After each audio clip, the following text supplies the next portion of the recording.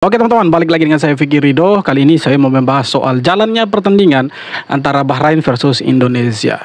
Jadi hasil akhirnya penuh kontroversi teman-teman, dimana kita harus puas berbagi satu angka dengan Bahrain. Kita sempat unggul terlebih dahulu 2-1 dan tambahan waktu atau injury time di babak kedua itu cuma 6 menit. Tetapi dilebihkan sama wasit. Wasit ini asal Oman. Ya, tugas teman-teman sudah tahu seperti apa. Silahkan mampir ke akun IG-nya atau media sosialnya dia atau keluarganya dia. Silahkan hajar habis-habisan.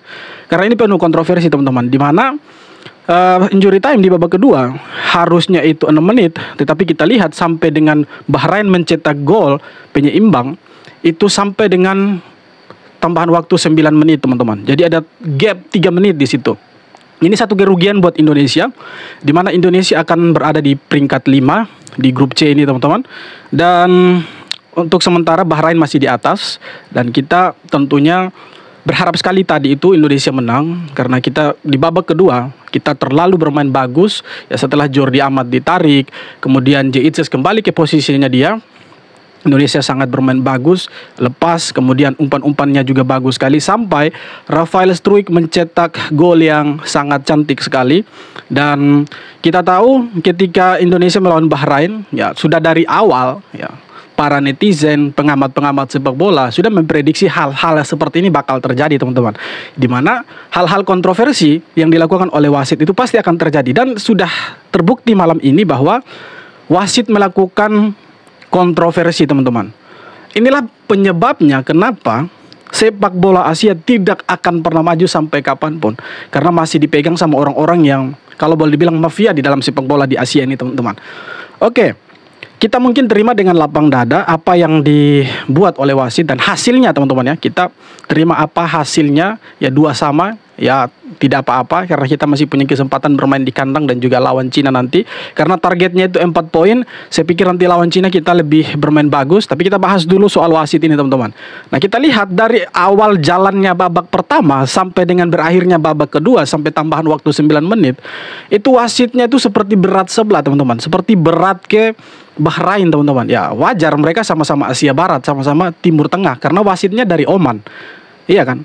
Wasitnya itu dari Oman, sehingga dia lebih berat ke Bahrain. Itu terlihat dengan jelas ketika pemain-pemain Bahrain disentuh sedikit, itu jatuh langsung ditiup blue free teman-teman. Langsung ditiup, kemudian pelanggaran. Kemudian kita lihat wasit ketika pemain-pemain Indonesia dilanggar secara keras. Kita lihat tadi yang terakhir itu Rafael Struijk dilanggar begitu keras di depan kotak penaltinya Bahrain. Tapi apa yang dibuat sama wasit? Wasitnya diam dan bolanya itu bukan pelanggaran untuk Indonesia. Masalah bolanya itu tetap hidup, bola jalan gitu. Nah, itu satu kerugian buat Indonesia. Terlepas dari ini satu keberuntungan atau tidak untuk Indonesia, tetapi kembali lagi laga antara Indonesia lawan Bahrain penuh dengan kontroversi. Semoga ini menjadi catatan khusus untuk PSSI, khususnya Pak Erick Thohir, untuk segera mengusut pertandingan ini. Kalau bila perlu lapor ke AFC, dan saya pikir lapor ke AFC pun tidak akan ada hasilnya, karena ya di sana mungkin penuh dengan mafia. Makanya mereka memberikan wasit yang kalau boleh dibilang wasitnya ini kontroversi sekali. Ya semoga ini menjadi perhatian khususnya PSSI dan bisa mengusut pertandingan ini. Ya apapun hasilnya nanti, apakah di sidang di FIFA dan lain sebagainya, kalau bila perlu wasitnya ini dipecat karena tidak layak memimpin pertandingan seperti ini. Ya, ini pertandingan resmi kualifikasi Piala Dunia, tetapi penuh kontroversi seperti ini teman-teman. Ya mungkin hasilnya kita bisa terima 2-2, tetapi keputusan kontroversi dari wasit itu sangat-sangat merugikan Indonesia. Ya, ini dari awal netizen, para YouTuber, konten kreator, pengamat sepak bola, pandit-pandit yang ada di Indonesia sudah memprediksi akan terjadi kontroversi, dan memang wasit yang memimpin Indonesia pernah melakukan kontroversi. Dan malam ini Indonesia menjadi korbannya, di mana tambahan waktu atau injury time yang seharusnya 6 menit dilebihkan sampai 9 menit, dan akhirnya Bahrain bisa menyamakan kedudukan. Dan di sini kita lihat Coach STY sepertinya kena kartu merah, atau Pak Sumarji kalau tidak salah, karena tidak jelas juga tadi ketika wasit menarik kartu merah. Tapi yang jelas dari tim kepelatihan ada yang kartu merah, dan di sini pemain-pemain Indonesia saya pikir sangat terpancing sekali emosinya, dan ada beberapa yang terkena kartu kuning seperti Marcelino, Orat Mangun dan lain-lain itu kena kartu kuning, teman-teman. Dan kalau kita lihat secara permainan ketika di babak kedua baru mulai, kita sangat mendominasi pertandingan, dan ya kita akhirnya bisa mencetak ya 1 gol tambahan dan kita unggul sampai seharusnya pertandingan malam ini harusnya Indonesia menang ya. Kalau menghitung waktu normal dari 45 babak pertama, 45 menit pertama sampai 45 menit kedua dengan tambahan waktu 6 menit, Indonesia sudah menang. Indonesia sudah menang. Bahkan mungkin para penonton sudah bersorak-sorak ketika bola out terakhir, ya, bola meninggalkan lapangan terakhir, harusnya itu wasit sudah meniup lufrit tanda berakhirnya pertandingan. Tapi kita kaget. Kagetnya kenapa? Kagetnya itu wasit justru malah melanjutkan pertandingan sampai Bahrain mencetak gol. Nah, ketika Indonesia melakukan serangan, wasitnya menghentikan pertandingan dan mengakhiri pertandingan. Nah, itulah letak ketololan wasit, goblok anjing si wasit ini, ya kan? Pasti semua emosi. Karena wasitnya ini wasit yang tidak becus, wasit tolol. Kenapa dipasang sama AFC sama FIFA wasit-wasit seperti ini? Harusnya wasit seperti ini yang penuh kontroversi jangan dipasang lagi. Jangan sampai ini mencoreng nama sepak bola Asia. Ini bukan lagi mencoreng, tetapi sudah lempar dengan lumpur, bahkan dengan kotoran hewan, kotoran unta. Iya kan? Bayangkan wasit si botak ini mainnya kurang ajar sekali itu. Indonesia dirugikan. Dan bahkan seharusnya Indonesia menang kalau dihitung secara waktu normal. Ya, tapi akhirnya kita harus bisa menerima. Oke lah, kita harus bisa menerima hasilnya. Tetapi dengan keputusan wasit, saya pikir akan banyak netizen, masyarakat, seluruh masyarakat Indonesia tidak akan terima dengan keputusan wasit yang sangat kontroversi. Bukan hanya sangat kontroversi, tetapi sangat kontroversi dan merugikan kita, timnas Indonesia.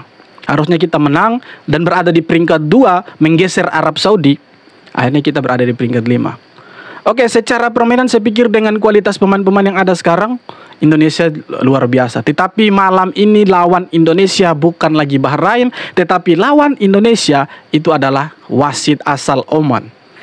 Wasit asal Oman. Bahkan ketika diprotes oleh pemain pun, pemain Indonesia, itu seolah-olah pemain Indonesia itu tidak ada taji.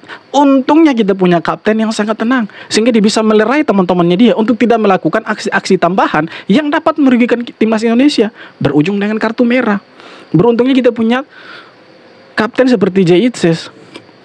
Jadi untuk pertandingan malam ini saya pikir Indonesia, kalau kita hitung waktu normal, Indonesia menang 2-1. Tetapi hasil akhirnya kita harus terima bahwa Indonesia harus imbang dengan Bahrain. Harusnya Bahrain kita permalukan di kandang mereka. Tetapi karena kecurangan wasit, kontroversi wasit, kita akhirnya harus menerima bahwa Indonesia berada di peringkat 5 dan mengoleksi 3 poin, teman-teman. Oke, tidak apa-apa. Saya pikir selanjutnya kita bisa mencuri poin lagi karena malam ini pertandingan di babak kedua kita sangat menguasai sekali. Di babak pertama saya pikir penempatan pemain itu yang kurang tepat, sehingga dengan mudah Bahrain itu mengekspos posisi tengah, kemudian posisi back side itu sangat mudah sekali, apalagi posisinya Calvin Verdong itu sangat mudah diekspos sama pemain-pemain Bahrain. Tetapi ketika Jordi Amat ditarik, kemudian Rizky Ridho, Eliano masuk, saya pikir itu permainan sangat bagus sekali karena JITS kembali ke tempat dan Verdong pun tidak terlalu bermain seperti di babak pertama. Dia harus lari ke depan membantu serangan, membuka ruang. Tetapi di babak kedua lebih santai permainan Indonesia dan kita lihat Indonesia mampu mencetak gol cantik melalui placing yang sangat bagus sekali dari Rafael Struijk. Tetapi teman-teman, kita harus menerima hasilnya bahwa kita menang imbang 2-1 melawan Bahrain karena wasit yang sangat kontroversial ini, teman-teman. Oke teman-teman, terima kasih sudah menonton video saya kali ini. Jujur saja ini sangat membuat saya emosi. Saya pikir bukan hanya saya saja yang emosi, tetapi semua akan melakukan hal yang sama. Mungkin dia akan dicaci maki habis-habisan. Dan ya itulah luapan emosi saya bahwa saya tidak terima dengan pertandingan ini. Bukan tidak terima dengan hasilnya, tetapi dengan keputusan-keputusan kontroversial wasitnya yang sangat-sangat merugikan timnas Indonesia. Oke teman-teman, kalau kalian punya saran dan kritik silahkan tulis di kolom komentar. Dan sekali lagi, ayo kita kerjakan tugas kita. Kita hajar wasitnya rame-rame supaya tobat mereka.